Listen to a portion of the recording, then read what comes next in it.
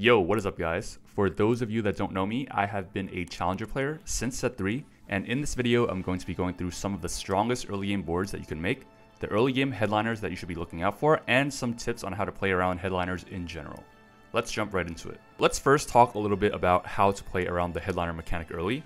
So there are 3 main points that I think you should keep in mind. The first point is that you can only have one headliner on your board at all times. So for example, if you have already purchased the headliner LILLIA and you're playing it, and you find a headliner KENNEN, this KENNEN cannot go onto your board without selling the existing LILLIA. A headliner will appear in every shop until you buy one, but once you do, they will only appear every 4 shops. A headliner will come with a +1 to their trait and also as a 2-star unit. So for example, if you notice, LILLIA has 3 traits, KDA, Sentinel, and SUPERFAN. This means that the headliner LILLIA could either have 2 for KDA, 2 for Sentinel, or 2 for SUPERFAN. So now that you have a general idea of how the headliner mechanic works, you might be wondering, how does this actually affect my gameplay early game? So let me show you guys an example.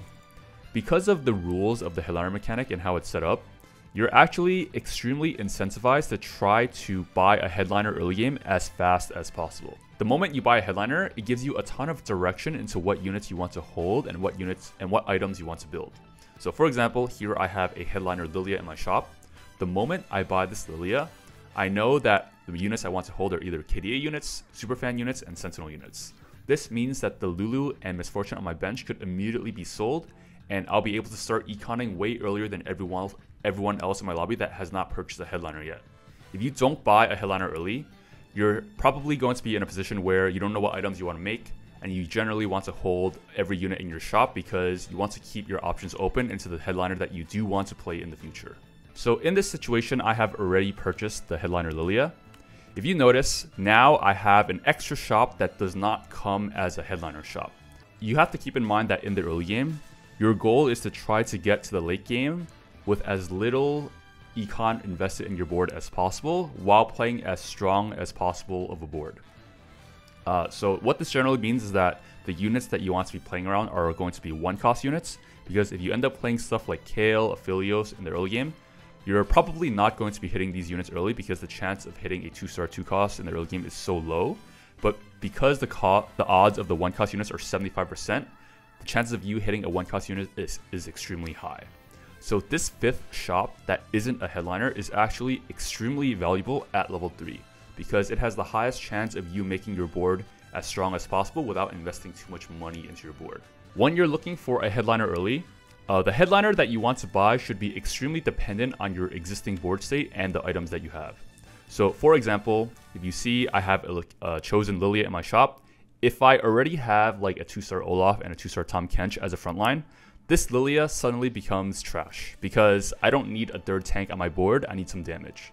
So in this case, I would probably be looking for some type of carry headliner, something like a CORKI, because I have like a bow. I'm most likely going to be playing into some AD or attack speed kind of comp. If you have Rod, the headliner you want to be picking up is probably not going to be an AD headliner, because chances are if you have 2 rods, you're going to be slamming death cap or something, and this CORKI is going to have no items for the entire game because you're probably going to be playing around AP. Alright, so let's jump right into the boards. So the first headliner that I recommend you guys look out for is going to be KENNEN. So KENNEN is a SUPERFAN, and SUPERFAN is one of the most broken early game headliner traits that you could get in the early game because it allows you to hit that first breakpoint with only a LILLIA, which is extremely easy to find. What SUPERFAN does is it gives your headliner a full completed item. In the beginning of the game, you start with 3 components. If they're all tank components and you go for a 4th tank component off carousel, you're essentially going to have a full item tank KENNEN, which will snowball you all the way until level 8. And then afterwards, you can just sell your KENNEN for a 4-cost headliner instead. If you're playing around the KENNEN, you generally want to be playing around 3 KDA because you're already playing around the LILLIA. So it's probably Kaisa, Seraphine. You also have the option of playing Evelyn, but you usually itemize either the Seraphine or the Kaisa. Chances are you're playing around the Kaisa. The reason why is because you only need 1 extra big shot to hit her trait. But for Seraphine, you actually want 2 additional SPELLWEAVERs, so it's a bit harder to play into the AP tree. So AZ is usually the way to go in this case. And in this case, you probably play into something like Ezreal, Misfortune, Jhin, Lucian, any comp that uses AZ in the late game. The alternative is if you get True Damage KENNEN. True Damage KENNEN is not as good as the other one, but it's still pretty good. Kennen is a decent unit early game. If you're playing this variant, you usually want to play a second Guardian, and the most prominent Guardian that you can find is going to be TARIC. And if you're playing TARIC, you're generally going to be playing into the Disco tree. The two other Disco units are going to be NAMI and Gragas in the early game. Because of this, if you're playing Disco early game, you're very incentivized to play into the AP tree late game, which is going to be Disco Dazzlers. You're playing around TF. So items you want to be making are going to be stuff like Ionic Spark on your Kennen, Gwinsu's, any AP item, any mana item, and then you'll be able to scale well into the level 8 roll down and look for stuff like TF. Next up is going to be LILLIA. LILLIA is strong for many of the same reasons as Kennen due to her traits. She is both a Superfan and a KDA unit. So because she's a Superfan, if you get Superfan LILLIA, all you need to do is play a Kennen for 3 full items on LILLIA if you have 2 other tank items. And generally you just play around 2 other KDA units, so Evelyn, Kaisa, they're both pretty okay. And then 5th unit, you just throw in a big shot, and then you'll have a very strong early game board. If you get KDA LILLIA, however, things are going to be a little different because it allows you to hit the 5th KDA breakpoint extremely early. So for example, you will probably instead be playing a board like this. You're not going to be getting the 3rd extra item on your LILLIA because it's pretty hard to get 3 Superfan in the early game without the +1. So you're just going to be playing around 5 KDA instead, and because LILLIA is your main tank, you want to be playing around a 2nd Sentinel. And then you probably want to itemize all of your tank items on your LILLIA, and depending on if you have AD or AP items, you would itemize the Kaisa or the Seraphine respectively. Next opener I'll be covering is going to be the Disco opener. So the Disco opener is quite strong in the early game just because it gives your team a ton of stats. But the issue with Disco early is that it relies on you finding the Gragas because he's a 2-cost unit and you need him to hit the first breakpoint of Disco. This changes significantly if you get a Disco headliner because you play around 3 Disco without finding the Gragas. And if you do find a Gragas, then you'll have 4 Disco, which gives your team even more stats, so it's really good. So generally, if you get Disco Nami or Disco TARIC, I would usually take it, and I would just play around the strong early game board and then play into something like TF in the late game, and I play Disco Dazzlers. Alternatively, if you get like a chosen TARIC, but it's not Disco, I would consider picking it up if you don't have a front line and you already have the Gragas. That will allow you to still play around Disco. And same deal for Nami. I think Dazzler is like a little underwhelming in the early game because Dazzler, one of the things that Dazzler does is it reduces the damage of their frontline unit by 25%, but usually the tanks don't do that much damage anyway. So it's like Dazzler is not that good in the early game in my opinion. So Disco is just going to be significantly better. Another headliner you want to look out for is going to be HEARTSTEEL KSANTE. So HEARTSTEEL KSANTE doesn't actually like make your board strong. It's more of like an econ trait. So HEARTSTEEL is sort of like the econ like Piltover trait of like set 10. And how it works is that you collect hearts, and you can either earn hearts by killing enemies or if you actually lose the player combat. So there's not really an emphasis on playing a strong board because you're really just trying to econ up and you're playing around a roll down at probably stage 3-2. I would only pick up the HEARTSTEEL KSANTE if you already have an Aphelios, because if you don't have an Aphelios, you're basically betting on the fact that this random 2-cost unit is going to appear in your level 3 shop, and that's probably not going to be the best way to play. But if you do have this setup going, you could just like play whatever you have, try to prioritize econ, and then after your first cash out, you get like 6 gold, and then you're probably most likely going to play for the level 6 roll down. So what you do is you go 6 with a lot more econ than everyone else in your lobby, sell the KSANTE, and try to win every stage after 3-2 because you roll down before everyone else. So next up is going to be CORKI. So CORKI is probably one of the stronger AD headliners you can get in the early game.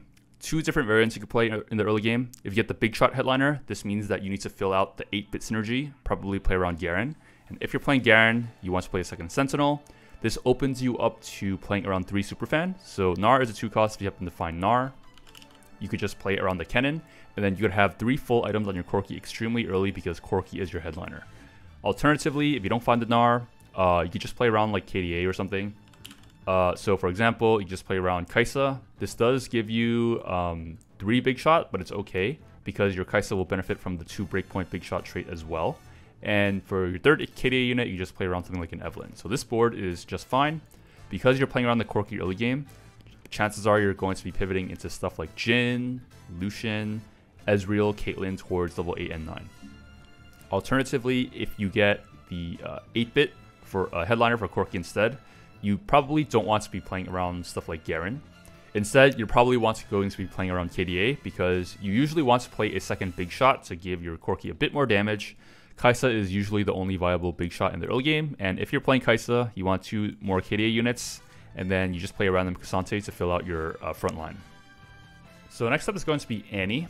Annie is a pretty decent early game AP headliner you could get if you have a lot of AP items and you need someone to hold them. She uses very similar items to Ari late game, so it's an easy pivot into KDA Ari once you get to level 8. So when you play Annie, if you get Spellweaver, if you get the Spellweaver headliner, this opens you up to playing around 5 Spellweaver way earlier than usual. So for example, if you just find 2 extra Spellweavers later, for example Seraphine and like random Echo, your board actually gets significantly stronger, and you could probably just drop this Tahm Kench for something like an Amumu, so Annie gets emo as well. Alternatively, you could also just stick to playing around 3 Spellweavers. So in this case, the best second Spellweaver you can play around is going to be Gragas. Gragas is a brawler and a disco unit. So generally, if you're playing Gragas, you just play like a random 2-star brawler you find, and your board is already really strong. Alternatively, this also opens you up to disco. So the disco units are going to be TARIC and NAMI. This also gives you a pretty strong early game as well. But if you pick up the early game Annie, you're usually just going to be playing into AD, whether it's KDA or whether it's going to be Disco Dazzlers, because you already have the opportunity to play Disco as well. You're pretty much locked into AP the moment you buy the Annie. Additionally, you could also get Emo. Emo is also pretty good. However, this locks you out of playing around 5 Spellweaver early, but it gives your Annie that extra mana to do more damage in the early game. In this case, you just play around 3 Spellweaver and just play a random frontline that you find, whoever you 2-star. So for example, if you find like a 2-star Brawler frontline, just play the Brawlers. If you just find like a random 2-star like Sentinel frontline, you just play the Sentinels. The frontline doesn't really matter. You just want to make sure that you have 3 Spellweaver in, and you have proper items on your Annie, and the frontline could be anyone that you want. So the final opener I'll be covering is actually more dependent on a random 3-cost unit you get as opposed to a certain headliner. It's going to be URGOT. So basically, there are a few headliners that kind of suck, but if you have the URGOT, it actually gets way better. So URGOT is a country and a mosher. So because if you have the URGOT and you get a country Tahm Kench, it basically instantly allows you to hit the 3 country breakpoint. And it's super easy to find the Tahm Kench. In this case, it usually sets you up for a very strong both early and mid game, because in the mid game, you can play towards that 5 country breakpoint as well. So you would just add in Katarina and Samira, and then you can look into playing towards reroll URGOT Samira, which is one of the strongest, or was one of the strongest reroll comps on PvE. Alternatively, if you don't hit a country Tahm Kench, you could also, well, the URGOT also opens you up to hitting a Mosher headliner instead. If you have the URGOT, all you need to do is to find a 4th Mosher, so something like a Gnar or a Jax, and it enables you to play around 4 Mosher in the early game, which is extremely powerful. If you have this set up, again, it opens you up to a pretty strong mid game and also gives you the option to play into reroll Samira or URGOT as well. Itemization for URGOT is usually like bruiser-ish items like Titans, BT. These items are actually a bit more suited for Samira. Samira uses stuff like Last Whisper, IE, etc. So this sums up my early game guide for headliners in set 10. If you guys enjoyed the video, I would really appreciate it if you guys subscribe to my YouTube channel or follow me on Twitch. I will be streaming on Twitch this set, and after a few days, once the live server drops, I will be releasing a late game comps guide, as well as a full guide on how to play around the headliner mechanic, because I do think that this mechanic, there are a lot of different nuances in how you should approach the game. That's it from me, and I'll see you guys next time.